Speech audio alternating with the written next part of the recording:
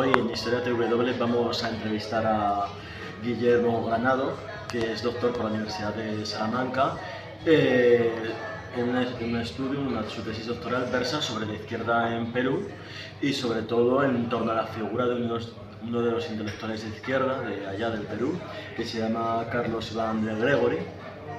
Así que vamos a hacer unas cuantas preguntas para saber sobre qué va, sobre qué fue su línea de estudios. Así que encantado. Muchas gracias por la invitación y encantado de estar aquí con vosotros. Perfecto. Bueno, la primera pregunta está clara, que es ¿por qué elegiste la figura de Carlos Iván de Gregori para hacer tu tesis doctoral? Pues muy sencillo, de Carlos Iván de Gregori fue de la primera persona que leí un texto en referencia a Sendero Luminoso y fue precisamente en la carrera, fue un cuarto de carrera, ya terminándola, precisamente en la asignatura de Historia América 2, el profesor que a la postre acabó siendo mi tutor, que fue Guillermo Miradel Isotti, nos daba unos cuantos textos a lección.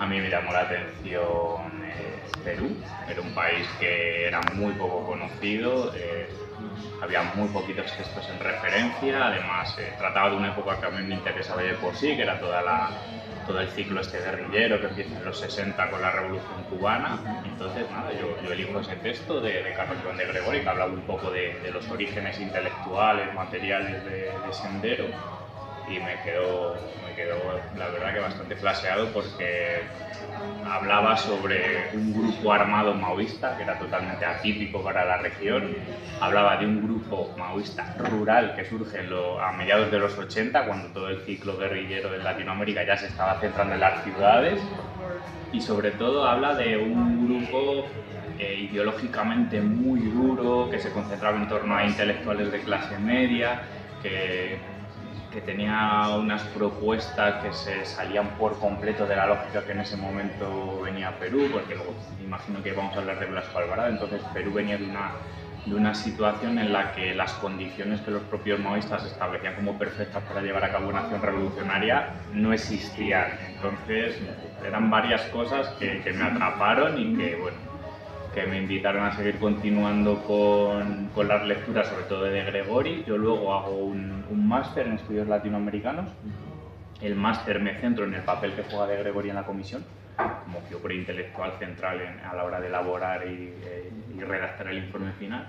Y luego el siguiente paso lógico, que era la tesis, también la lógica venía a dictar que el protagonista tenía que seguir siendo de Gregori, pero era necesario insertarle en una tradición intelectual más amplia para entender cómo había llegado a esos postulados y cómo había influido tanto en la redacción del que probablemente es el texto más importante que se elabora en Perú en los últimos 75 años.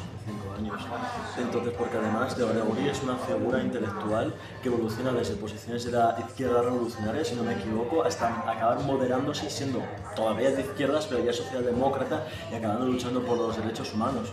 Entonces conocía tanto la perspectiva de los maoístas, de Sendero Luminoso, como la de los demócratas. Por supuesto, porque es que además él coincide dentro de la Universidad de Huamanga con David Mael Guzmán. Es curioso porque sí que es verdad que yo a medida que iba leyendo, a medida que iba descubriendo un poco más a la de Gregori persona, me daba cuenta de que era una figura muy paradigmática para seguir la evolución de cierto tipo de izquierda en el Perú, y que a su vez esa izquierda me llevaba también a contar un poco una historia alternativa contemporánea del Perú. Entonces sí que es verdad que de Gregori, como la mayor parte de esos intelectuales de izquierdas de los años 70, se adscribe a una izquierda revolucionaria, pero a medida que va evolucionando, y yo diría que de forma fundamental por el accionar de Sendero Luminoso, él va, no sé si moderando, pero se va reacomodando ciertas posturas. Es muy importante también su entrada en el Instituto de Estudios Peruanos, y luego sí que es verdad que el viraje que él da durante el fujimorismo hace un poco una defensa de los derechos humanos que acaban cristalizando, pues siendo una figura capital en el informe final de la Comisión de la Verdad. La pena que a mí me daba desde el punto de vista más investigador era que él muere relativamente joven. Entonces él estaba en un punto de su carrera muy interesante porque el tema de los derechos humanos todavía estaba quizás en boga, no había explotado tanto, Entonces a mí la espinita esa que me queda es ver cómo él hubiese seguido evolucionando, porque yo creo que se hubiese convertido en una figura fundamental para entender toda la lucha por los derechos humanos, no solo en América Latina, sino a nivel global. Una de las cosas que me llamó la atención del Perú es su dictadura, o una de sus dictaduras, la de Velasco Alvarado, porque normalmente asociamos el tema de las dictaduras latinoamericanas con la influencia estadounidense y con el anticomunismo. Sin embargo, Perú realmente tuvo una dictadura popular y caracterizada de izquierdas, en un nacionalismo muy popular y que hizo muchas reformas sociales que ya asociamos pues, a una izquierda ya socialista militante. ¿Por qué la izquierda rechazó la figura de Velasco Alvarado a pesar de que llevó a cabo un montón de su programática a la realidad y a la política del país? Es curioso porque hubo una dictadura previa y se produjo algo que normalmente los regímenes militares o las escuelas militares o sea, los ejércitos normalmente no hacen, que reconocer errores.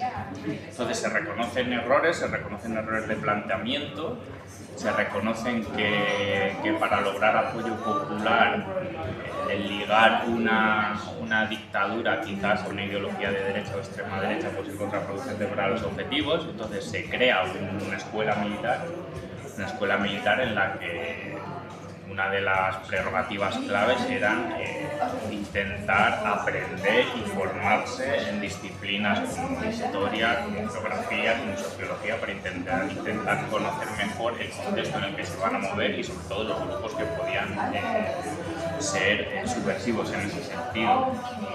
Pero surge una figura totalmente contracultural a lo que tú comentabas, porque en esa época de América Latina ya históricamente se había caracterizado por todas las dictaduras que han sido evidentemente cercanas a la derecha o a la extrema derecha, con un apoyo tácito más o menos directo de Estados Unidos. Surge Velasco Alvarado con un programa profundamente social donde una de sus medidas estrella era la reforma agraria, que es una de las reformas agrarias más importantes que se han producido en la historia de América Latina y que de facto acaba con el sistema semifeudal o latifundista que imperaba en Perú desde prácticamente la colonia, o sea, con algunas evidentes evoluciones por el contexto y por el propio condicionamiento político, social y económico del Perú, pero que de facto acaba con el latifundismo. ¿Por qué la izquierda iba contra Velasco? Pues precisamente porque creo que Velasco tomó algunas de las banderas de la izquierda y las llevó a cabo, algo que la izquierda nunca podía haber hecho. Sin apoyo de los militares. Exacto. Y es muy interesante comprobar, como tú cuando lees sobre la época, lees a personas que estuvieron directamente implicadas dentro del velasquismo, que lo acabaron siendo algunos de los intelectuales más brillantes que ha tenido el Perú, como Aníbal Quijano, por ejemplo, te das cuenta y ellos mismos dicen, se abrió una ventana de oportunidad para la izquierda inédita en el resto de América Latina que la izquierda no supo aprovechar, porque una de las cosas más interesantes del velasquismo, yendo ya un poco más hacia el propio contexto de la izquierda peruana, fue que se creó, digamos, un contexto de asociacionismo, de ideas colectivas, de interés intelectual, de los propios estratos más populares, y ese trabajo que el velasquismo hizo, la izquierda no es que no supo, es que no quiso, porque los veía como al enemigo. Pues entonces ahí fue un error de lectura del contexto y de la situación que tantas veces creo que alastra la izquierda a nivel mundial, que es no saber, o sea, un exceso de dogma y de ortodoxia ideológico no les dejó observar de forma más amplia el contexto que el velasquismo les había abierto y que podía sentar las bases para, una vez que el velasquismo, que no iba a ser inmortal, cayese, que la izquierda hubiese conseguido un apoyo y unas bases muy interesantes. Y además el velasquismo también tiene ahí una doble lectura muy interesante, porque el velasquismo, al acabar de facto con el latifundismo a través de la reforma agraria, cercena de forma muy evidente toda la estrategia senderista, porque Sendero, al ser un grupo de ascendencia maoísta, apostaba a todo al campo, apostaba a todo a que había que acabar con las condiciones feudales y muy feudales para hasta el Perú. No, es que esas condiciones no existían. Entonces, lo interesante del velasquismo, o sea, respecto a la izquierda, es comprobar como tanto una izquierda más o menos revolucionaria como los que optaron directamente por la lucha armada, como fue Sendero, no supieron leer en absoluto, o no quisieron, que eso también puede ser, las condiciones que le estaba abriendo el régimen de Velasco para un desarrollo posterior, pero ya no solo a nivel político, sino a nivel popular y organizativo, incluso de desarrollo intelectual. Es lo que he comentado. Muchos de los grandes intelectuales que luego se adscribieron a la izquierda peruana nacen en el contexto de desarrollo y de potenciación ideológico y político que produce el velasquismo. Sí, porque además el partido de Velasco, si no me equivoco, era un partido muy activo internamente que movilizaba a la gente. Era completamente atípico al resto de dictaduras militares que se dieron en el contexto latinoamericano en esa Se época. conformaban con el silencio, no, este quería escuchar a las comunidades y además derrotó a uno de los grandes enemigos del progreso latinoamericano, que es la oligarquía terrateniente, que se cargó a tantos otros intelectuales como podría ser Gaitán en Colombia, por ejemplo, que es una figura de izquierda populista latinoamericana que se lo cargaron, no se sabe aún, pero... También en ese sentido el velasquismo se encuentra con una oposición de la izquierda revolucionaria muy débil. O sea, cuando tú, es volver un poco a lo mismo, cuando tú lees los textos de la época y ves a los grandes teóricos revolucionarios peruanos, te das cuenta que era muy evidente que no se daban las condiciones objetivas tan cacareadas por ellos mismos como por Lenin. Las condiciones objetivas para no se daban. O sea, era irreal, era un poco como la aventura del Chen Bolivia, o sea, no tenía ningún sentido. Entonces, no tuvieron en ningún momento ni una oposición ni en el terreno, o sea, ni en las zonas más agrarias. La figura de Hugo Blanco se siguió mitificando y fue muy importante, pero al fin y al cabo el impacto fue muy pequeño. Jugaban ya prácticamente con las plantas marcadas porque no se estaban enfrentando a una dictadura fascista, ¿no? Se estaban enfrentando evidentemente a una dictadura, los condicionamientos que eso puede provocar, pero claro, tenía un color político mucho más cercano al que ellos tenían, que se hubieran encontrado en otro contexto de otro país. Entonces creo que lo que de verdad queda de Velasco es la oportunidad que la izquierda perdió.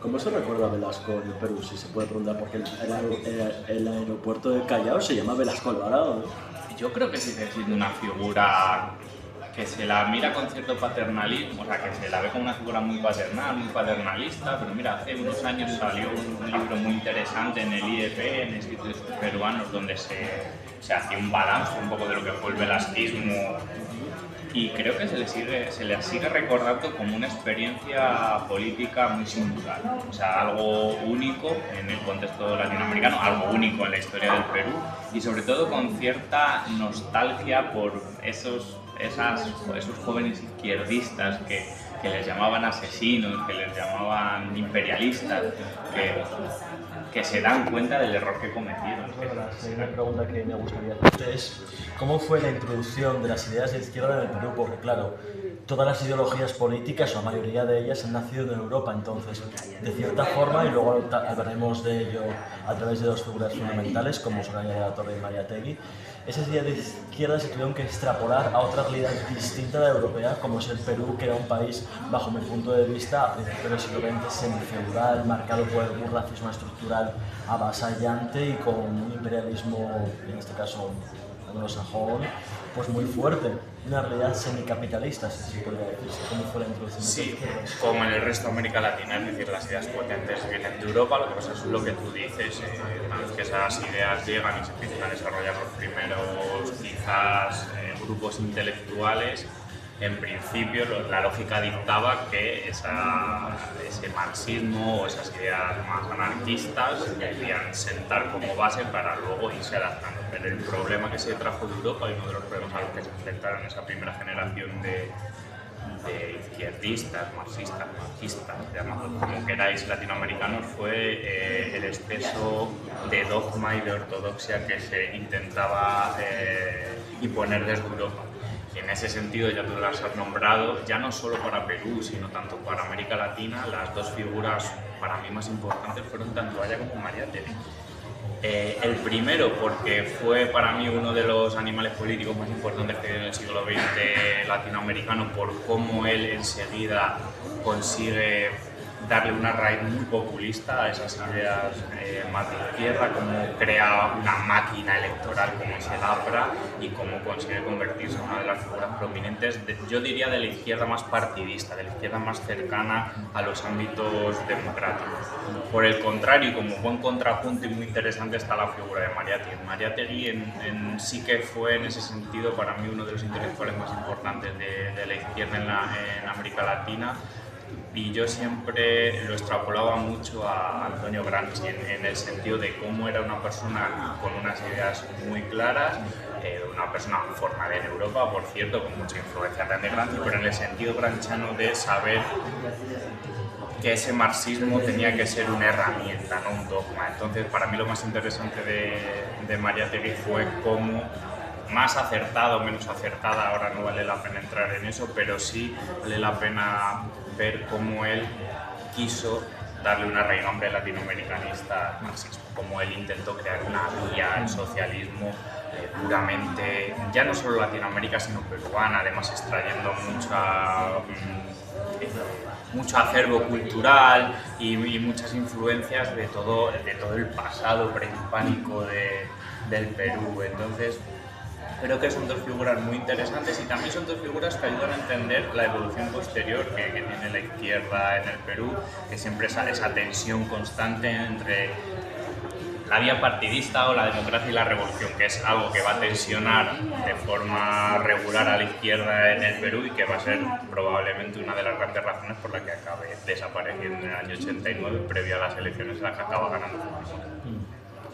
Sí, porque claro, Mariátegui conecta, como tú bien has dicho, todas las ideas del marxismo con la realidad prehispánica. Es como un marxismo decolonial antes de que naciera el término decolonial. Y luego allá de la Torre, su partido que es el APRA, que luego gobernaría en Perú bajo Alan García. Pero unos postulados ideológicos que allá de la Torre yo creo que no estarían nada de acuerdo, no se pensaba como un partido peruano, sino como un partido latino. Panamericano. Panamericano, exactamente. Además es curioso porque creo que probablemente haya sido el político que mejor ha sabido adaptar las ideas leninistas del partido al entorno y al contexto latinoamericano. Era una persona muy inteligente y ya digo, creo que es como uno de los primeros grandes intelectuales que supo encontrar la vía partidista como un vehículo interesante para llegar al poder. Bueno, uno de los puntos claves de tu tesis es precisamente Sendero Luminoso, un grupo guerrillero especial en la región porque se produce un poco out of context, ¿no? Fuera de contexto. Totalmente. Dentro de la realidad latinoamericana, porque es cuando ya la guerrilla se estaba apagando. Y no solo eso, sino que uno de los grupos guerrilleros más agresivos de la región, yo les llamo cariñosamente los Iluminados, porque prácticamente es la única luz guerrillera de toda Latinoamérica. Y además un poco, ¿cómo decirlo? ¿Cómo definirías a Sendero Luminoso? Un grupo exégeta por completo, o sea, es curioso porque además ellos toman el nombre de una definición que dio Mariátegui del comunismo, ¿no? Que el comunismo era el Sendero Luminoso y eran todo lo contrario a Mariátegui. O sea, ellos lo que nacen son como un grupo de estudio del marxismo, sobre todo de Mariátegui, dentro de la Universidad de San Cristóbal de Huamanga, liderados por Abimer Guzmán, y eran de una dureza ideológica tremenda. A mí, yo tuve la suerte cuando estuve en Lima haciendo el trabajo de campo para la tesis de conocer a Luis Tapia, que además fue comisionado, pero en esa época estaba junto con Carlos Iván de Gregori dando clases en San Cristóbal de Huamanga, y resulta que había como 5 o 6 grupos diferentes que daban marxismo, y a mí Tapia me contaba que llegaba a ir a sus clases, él daba clases sobre el capital, llegaba a ir a clase con la pistola. O sea, eran años donde ya se comenzaba a ver cierta efervescencia. Perú seguía siendo un país, en cierta manera, muy atrasado, a pesar de las reformas que se produjeron durante el velasquismo, pero Sendero es un grupo completamente, yo escribí hace poco que era un grupo ahistórico, o sea, está situado completamente fuera de la historia. Ellos tenían una narrativa muy clara, no se salían de ella, y cualquier desviación de de esa teoría y de esa forma militar y de esa forma de entender el comunismo era profundamente castigada. Lo has dicho tú un poco al inicio de la pregunta. Ellos son maoístas. No tenía ningún sentido un grupo maoísta en los años 80 en Perú. Primero porque el ciclo guerrillero se estaba desplazando hacia las ciudades con una apertura ideológica bastante evidente. Era un grupo mucho más heterodoxo. Segundo, en el mundo en esa época existían 3 grupos maoístas. Había una guerrilla maoísta en India, una guerrilla maoísta en Filipinas y ellos. La de la India y Filipinas es entendible por el propio contexto de la región, pero en Perú no tenía ningún tipo de sentido. Y por último, es que era un grupo muy cerrado, un grupo que acabó deviniendo casi en una secta. Es más, es muy evidente que era una jerarquización brutal, porque una vez que caen Eleni Paraguirre y Abimel Guzmán se empezó a desaparecer. Entonces, claro, como objeto de estudio era apasionante porque era diferente a todo lo contrario. Te daba además mucho pie a establecer comparaciones con otras guerrillas de la época y eso te ayudaba mucho a profundizar en su naturaleza. A mí me parece, para mí probablemente de esa época es uno de los grupos revolucionarios, aunque algunos te dirán que eran terroristas, y siempre va a estar en el debate dentro de la sociedad peruana, más interesantes, porque son los que más diferentes eran al resto y además los que te hacen ver el país tan particular que es Perú en ese sentido. Y si eran tan ahistóricos, porque al final cogían ideas de la China de los años 40 y 50 y las extrapolaban a la realidad peruana. Si estaban tan fuera de contexto, ¿por qué fueron tan populares o por qué cogieron tanta fuerza desde, sobre todo? Bueno, ellos sobre todo donde crecen son en contextos serranos que venían marcados por siglos de opresión. Entonces ellos cuando llegan, ellos además tenían una estrategia muy clara, que era descabezar al poder existente en la región y ocupar su lugar. Entonces cuando tú vienes de una familia de generaciones de serranos que ha estado sometido al patrón y a sus herederos y llega alguien y acaba con ellos, evidentemente vas a tener tus simpatías de forma inmediata. Luego sí que es verdad que es curioso porque la estructura de Sendero Luminoso, o sea, su cúpula, ninguno era de extracto obrero o serrano, eran todos intelectuales, de clase media, de las grandes ciudades. Y curiosamente era una cúpula en la que había un número muy, muy importante de mujeres. ¿De mujeres? Ya no solo Elena Paraguirre, que era una de las grandes teóricas, una de las grandes líderes, sino que había muchísimas figuras femeninas, que eso también rompió un poco con la dinámica que había de otros grupos revolucionarios. Entonces, en ese principio sí que crean, o sea, la estrategia era muy clara, como ya he dicho, acababan con el poder en la zona que les interesaba y ocupaban ese poder. Y luego sí que es verdad que al tener una estructura, en cierto sentido, que funcionaba de forma tan sectaria, había un alineamiento con ellos muy exacerbado, o sea, en una línea mucho más profunda que en otros grupos revolucionarios. Muy interesante luego su penetración en las ciudades, el acto este que hacen en Lima colgando perros de las farolas, que eso no lo entendió nadie porque no tenía ningún sentido. Ese perro era el secretario general del Partido Comunista Chino, que ahora le acusan de desviarse de la línea ideológica del maoísmo. Entonces, acabaron con numerosos actos terroristas en Lima, pero ya no solo contra objetivos políticos que ellos identifican con la derecha, sino que acabaron asesinando y ejecutando a numerosos líderes de la izquierda, que eso también es muy interesante analizar. ¿Qué hubiese pasado si Sendero Luminoso no hubiese hecho tantos actos y esa base de izquierdas, esos líderes que ellos se encargaron de acabar con ellos porque los veían como enemigos, qué hubiese pasado? También es, para mí, lo más interesante que tiene Sendero Luminoso, una de las cosas más interesantes que yo creo que refleja en la tesis, es que ellos son indirectamente, incluso podría decir, los culpables del fracaso de la izquierda a finales de los años 90, porque la izquierda, el accionar de Sendero Luminoso, o sea, la aparición de Sendero Luminoso que nadie en la izquierda veía clara. Ellos, la primera acción, para que os hagáis una idea un poco simbólica, fue el robo de urnas en el año 85. A ellos les pilla completamente a contrapaso, porque una buena parte de la izquierda que estaba optando ya por la vía democrática seguía creyendo que la opción armada o la vía revolucionaria era una opción, pero claro, la aparición de Sendero y ver la crudeza con la que actuaron provocó un cisma en la izquierda, uno de los principales, que fue el debate entre o apostamos por ello, por la vía democrática o apostamos por la vía armada. Entonces ahí sí que hubo un cisma ideológico, diferentes posturas que acabaron con la implosión interna de la izquierda de cara a las elecciones de 1990, que luego ya lo que vino, Fujimori, etc.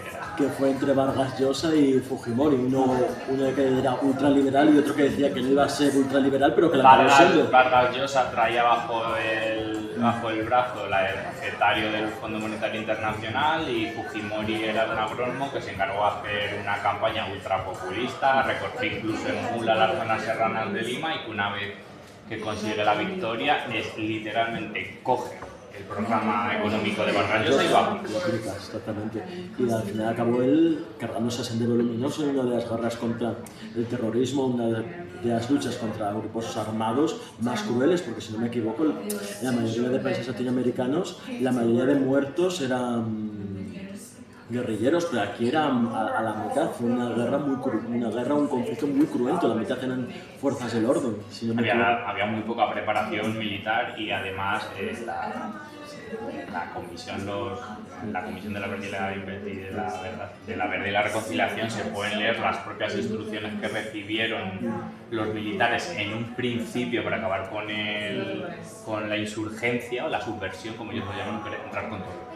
O sea, no hacer distingos, entrar absolutamente con todo. Luego sí que es verdad que después de los primeros 3-4 años se dan cuenta que es una estrategia que no tiene ningún sentido y adaptan, quizás hacen una inteligencia militar más refinada, con más trabajo de campo, más entendiendo los contextos de Líbano actual.